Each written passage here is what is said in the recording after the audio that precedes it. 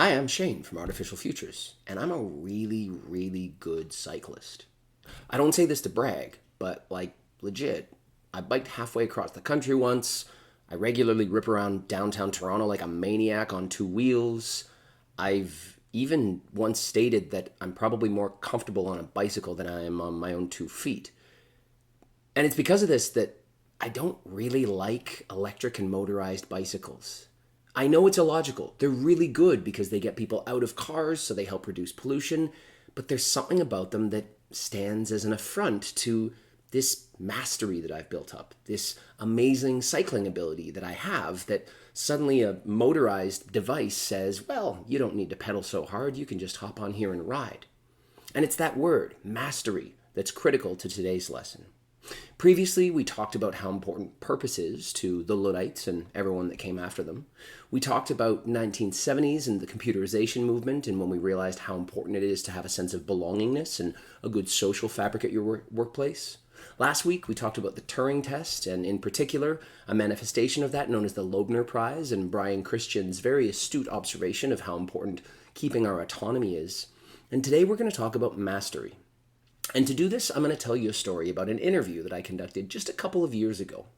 I was doing research for Microsoft, and I got to interview some of the biggest corporations across Canada about how they leverage and use AI. And I asked them all kinds of questions about the types of projects that they did and how they went, successes, failures, and everything like that. And there was one that really stood out to me. There was an organization that was heavily reliant on sales.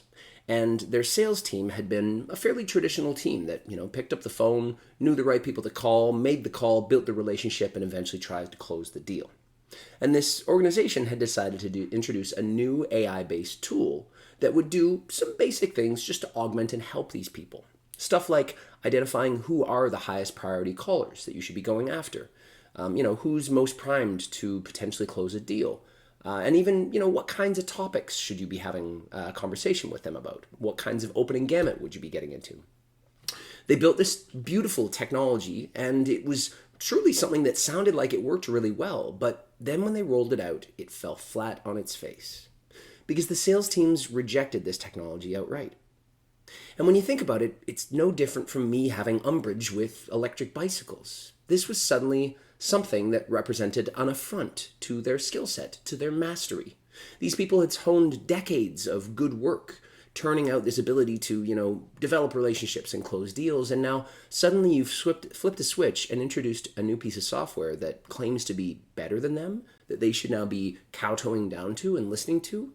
Again, that really challenges this mastery, all that time that they spent building up, and this is a problem.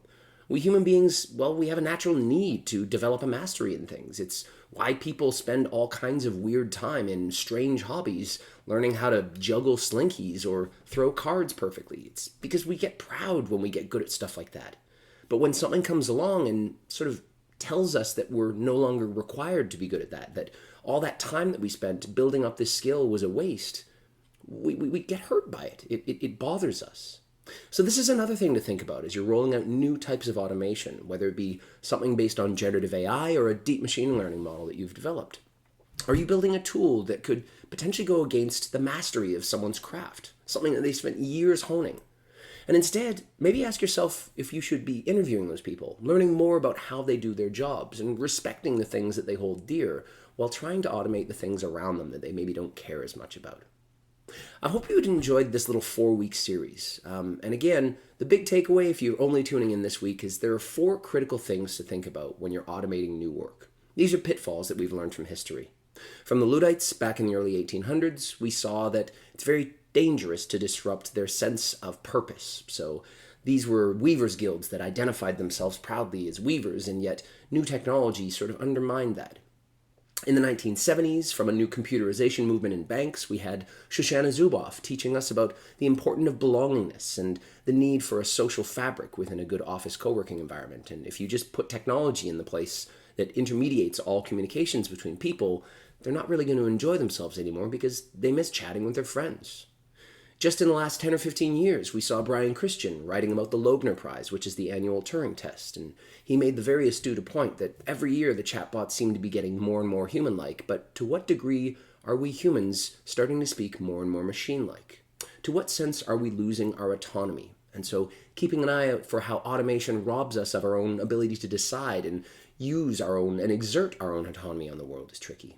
And then today, this sales team that I got to interview only in a couple years ago rejected a new tool because they saw it as an affront to the mastery that they had spent years developing. These are the 4 pitfalls of automation that you should be watching for as you try to introduce new forms of AI, machine learning, robotics, other forms of automation. Who knows? Any technology really could adhere and benefit from these 4 things.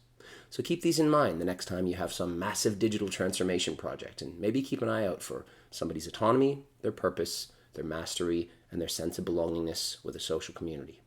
Take care and talk soon.